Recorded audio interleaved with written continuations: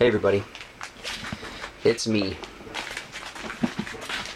Comic Crack, and it is Sunday, March the 20th.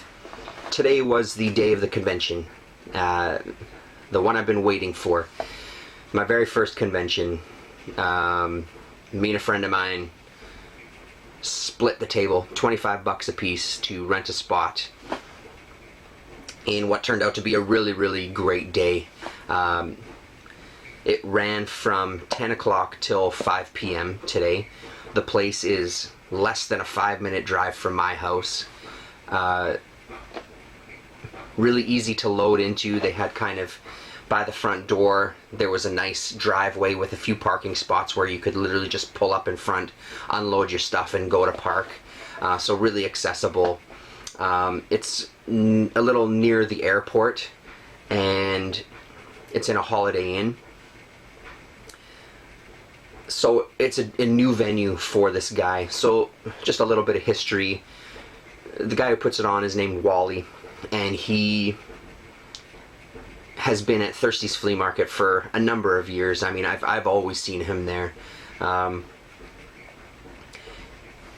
in kind of a response to the big C4 convention that we have here, the Central Canada Comic Con, he wanted to start a convention where it was more about, it was focused on comic books, and it was focused on comic fans, and not only that, but focused on smaller dealers, people from the flea market circuit, but also people like myself and my friend who just kind of have a collection that they're selling off, or have some books to sell. They don't have a storefront, they don't have anywhere else that they sell books. So it's a chance for all of us to get together in one spot and hopefully make a couple of bucks that then we turn around and buy comics from other people, which is exactly what happened. But that's no surprise. So in organizing it, he's gone to a number of different places. One year he was out kind of north end of the city. Another year he was still in the same area of town where I am, at the Viscount Gort Hotel, which I really liked that venue.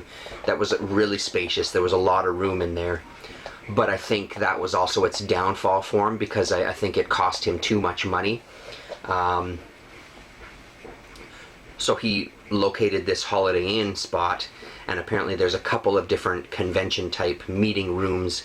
We were in the smaller of, I believe there's only two. We were in the smaller of the two, and when I talked to him near the end of the day, he said, when I put this on again, we're going to come here. I'm getting the bigger room, you know.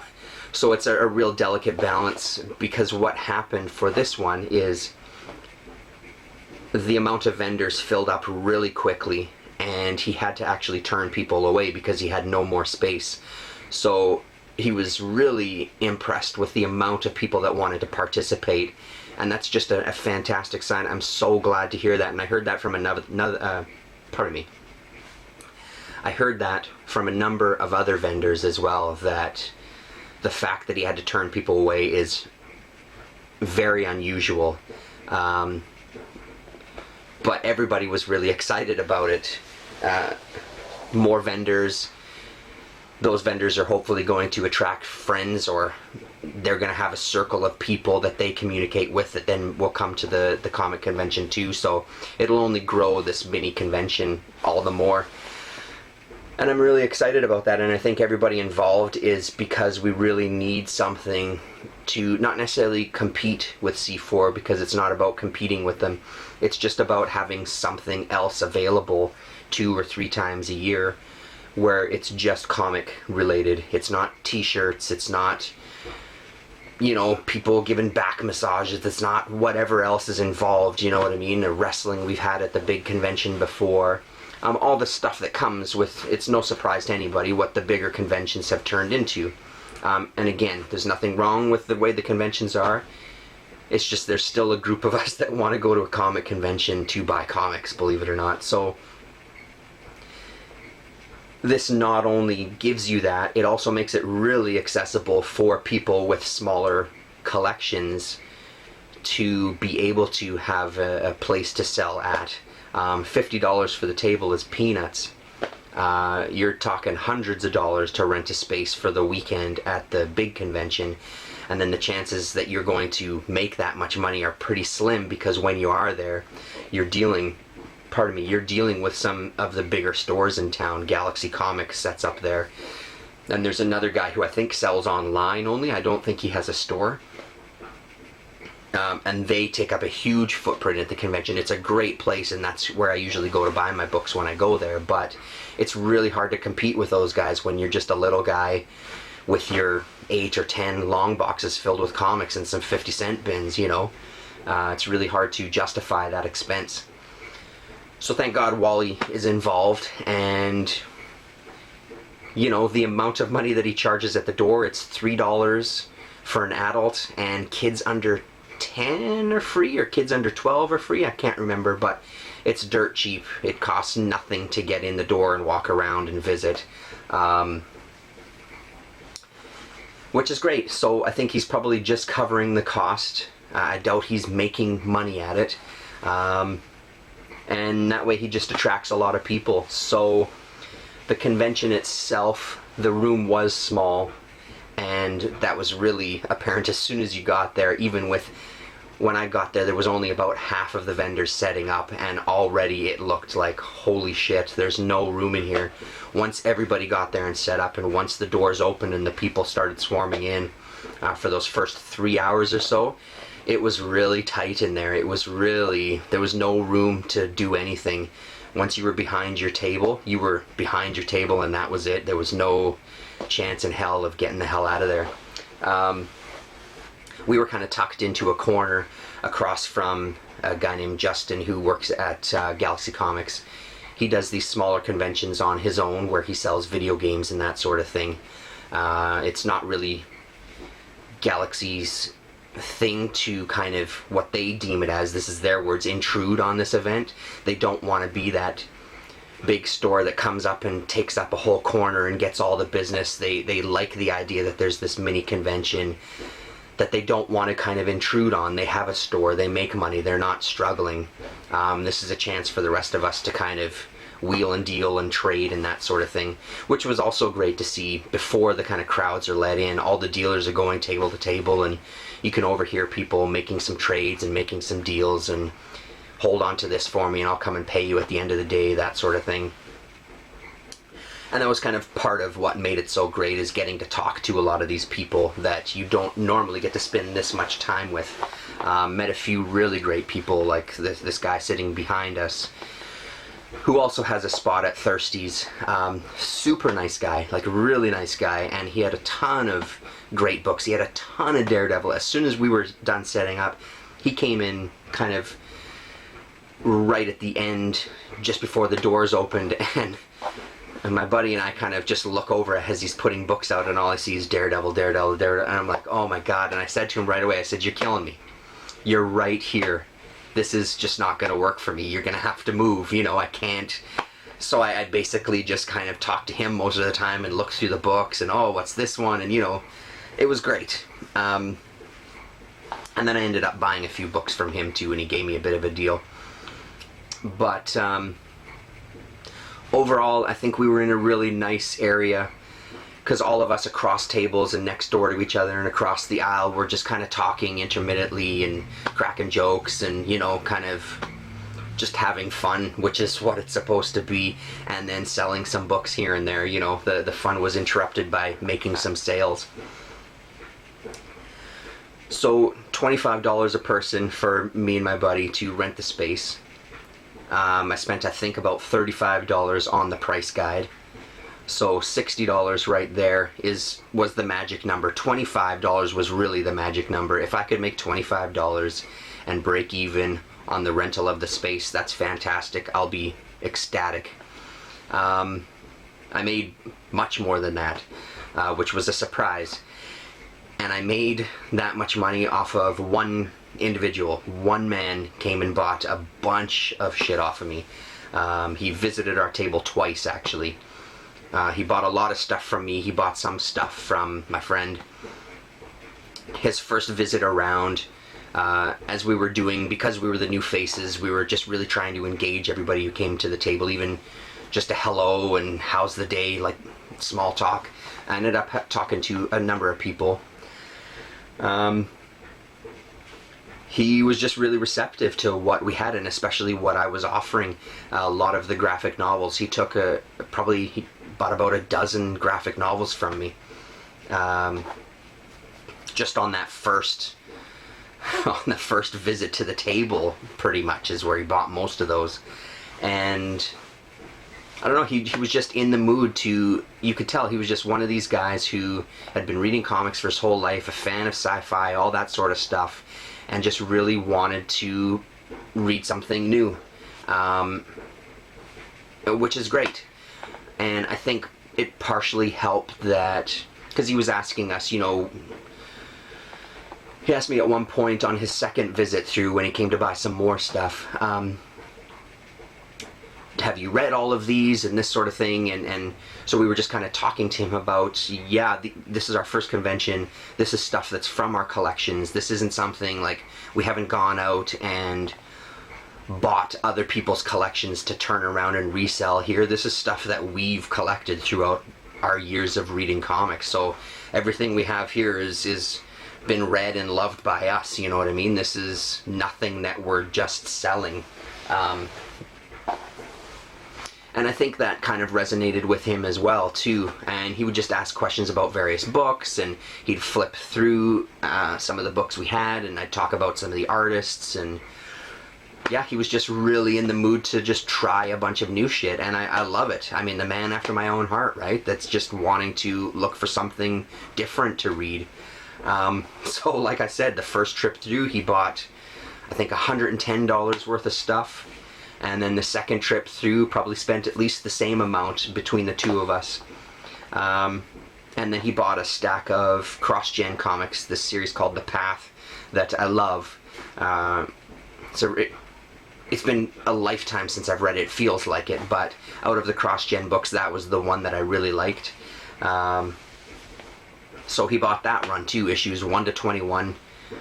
And that's something that worked for both of us. Having bundles pre-made of like, listen, here's a mini series, this is all the issues right there, we'll sell it to you for this dirt cheap, you have the whole thing, you don't need to go and hunt for single issues, here it all is. And I mean, that really worked. It worked more for my friend than it did for me.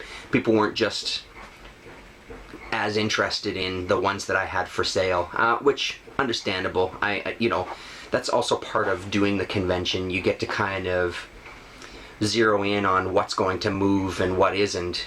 That said, though, having conversations with a couple of the other vendors, one guy in particular, he's like, I've been doing these conventions for many, many, many years, and he's like, I still haven't figured out what's going to sell and what's not going to sell. It really just comes down to one buyer at one specific moment that's like, well, this is exactly what I'm looking for. The guy behind us overheard that conversation, and there was about 2 or 3 hours left in the day, he made his first sale for a really nice copy of Spider-Man 121, I think, that he sold for, I don't know, $300. Does that sound right? And he turned around, he's like, yeah, just like you guys said, there it is. One guy, I made the one sale of the day that's completely put me over the top. And then he made some sales after that too, but just takes that one guy to really just buy the books, right?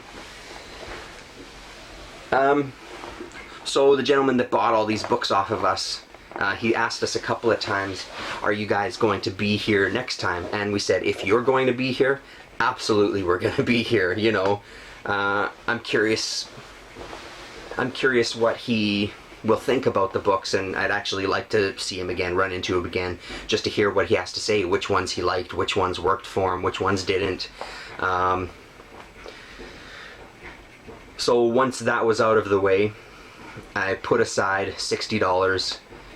My wife and daughter came to visit to bring us a little snack at lunchtime, and I just I handed off the money that had to go right back into the bank account, just so I could get it out of my pocket. And then everything else I had was just bonus, which I then turned around and bought a bunch of comics with. So enough prattling on, why don't we just look at these. So this 4-issue miniseries, I've never seen before.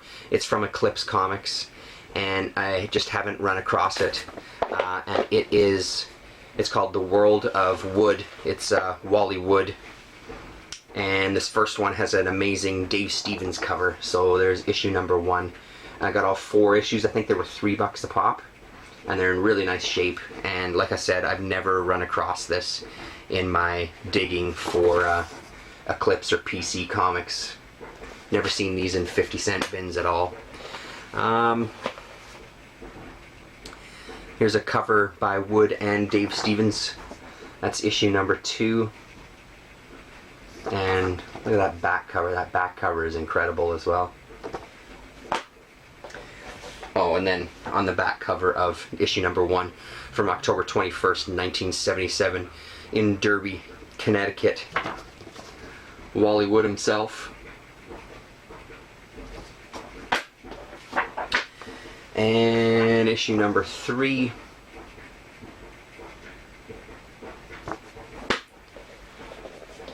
And another fantastic cover for issue number 4. This one specifically has a really beautiful looking story in it. I love the art in this story. I mean, Wally Wood stuff is incredible regardless, but that one looks particularly nice. Because there were so many different vendors there, there was a couple of tables with guys like us who were just guys who were selling comics that they have in their basement, really. So one of the guys I went and saw, and he had a pretty good system actually with just different colored stickers, and then he had kind of a backer on his long boxes that told you, you know, green stickers worth $2, yellow stickers worth $3, blue is worth $4, whatever the colors were. And I was really happy to find some Defenders books, so I bought 5 of them from him. This is issue number 32. And out of all of them, this one, it has the the value stamp cut out of it, unfortunately. Even when I buy cheap books, I like them to be complete. So I'm not super bothered about it. It's $2, but I do like them to be complete. And then this next one, issue number 66, the first part of a story, Val in Valhalla, so Valkyrie in Valhalla. Some really great art in this issue. I think I might have number 67, and then I got 68, which is part 3 of that same story. So I'm looking forward to those. I'm collecting the first 100 issues of the Defenders. I think I have 48 of them now, so I'm just closing in on the halfway mark. Issue number 81 with a fantastic cover again. And finally, just a real killer one. Number 82. It's the fucking Hulk riding a big eagle with Doctor Strange in its claws. How can you not love that shit? That's incredible. It's an incredible cover. I love that cover. So that was that. And then finally, surprise, surprise, I got some Daredevils. 1, 2, 3 different vendors for this one. One of the guys that I bought 2 of the issues from, I've dealt with many times. Garrett, Comic Guy Rules, deals with him all the time as well. And I can totally understand why. He's always got really good prices. The other bonus is he's got a lot of comics. He's got a lot of really high-grade stuff that's in Mylar and is pricey, but he's got a lot of reader copies of all sorts of series. Yeah, I really like dealing with him. They're always quality. I've never had an issue with anything that I bought from him. So from him I picked up issue number 25 and issue number 28. And then from the gentleman that was sitting behind me, I picked up 1, 2, 3, 4. I picked up 4 books from him, and he gave me a bit of a deal on them. And and like I said, he had some really high quality stuff too. Again, mostly like mid reader grade type ranges, but even for reader grade copies and for the price of some of these, they're still really nice looking. This one is fantastic, number 92. I love that cover there, really great cover. And this is number 94. And then from the guy that was across the way, I bought a few issues from him. And again, it's another guy that I haven't bought from before either. I cracked this one open. I was going through all of them just to kind of flip through the books and have a little look. This cost me $8 because he gave me a deal as well. This cost me $8 and it's issue number 98. And I swear to you, you won't be able to tell. I did post a picture on my Twitter. It's in beautiful shape for $8. I mean, I'll gladly go and buy from this guy again at any time. He was a super nice guy too. Just kind of had a chat with him about the convention in general, and he was asking how it went for us and that sort of thing. And then issue number 99 from the same guy. And issue number 104. And then back to the guy behind us, issue number 106. And 107. And finally, issue number 139. And again, this was from the guy across the way. $3 book in beautiful shape, number 139. So that brings me to 219 books out of the first 300 Daredevils.